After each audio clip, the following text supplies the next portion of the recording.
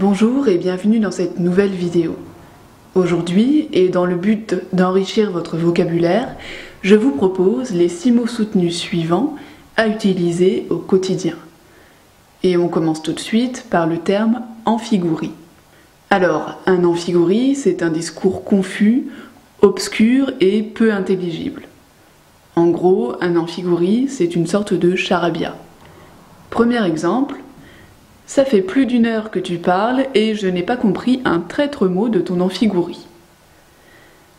Deuxième exemple, durant ces élections, je crois bien qu'on va avoir de l'amphigouri, en veux-tu, en voilà. Deuxième mot maintenant, contempteur. Un contempteur, c'est quelqu'un qui méprise ou critique une personne, une idée ou une chose. En gros, un contempteur, c'est un critique acerbe ou un détracteur. Premier exemple, Platon est un contempteur de la démocratie. Deuxième exemple, les contempteurs du politicien le huèrent à la sortie de la conférence. Troisième terme soutenu maintenant, ratiociner. Ratiociner signifie raisonner d'une façon subtile et pédante, abuser du raisonnement. Grosso modo, quand on dit de quelqu'un qu'il ratiocine, eh bien ça veut dire que cette personne ne fait que pinailler, ergoter sur les détails, etc.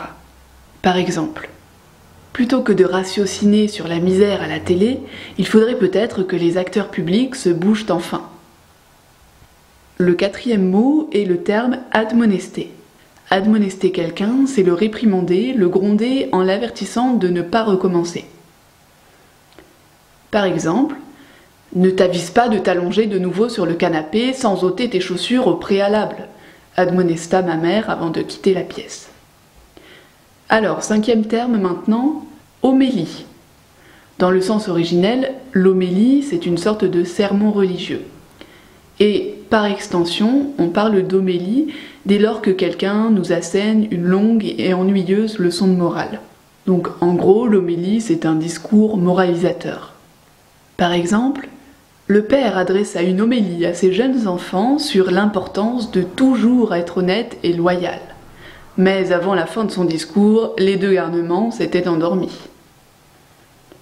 Sixième et dernier mot pour aujourd'hui, je voulais vous parler du verbe stipendier qui signifie corrompre, payer pour faire une basse besogne.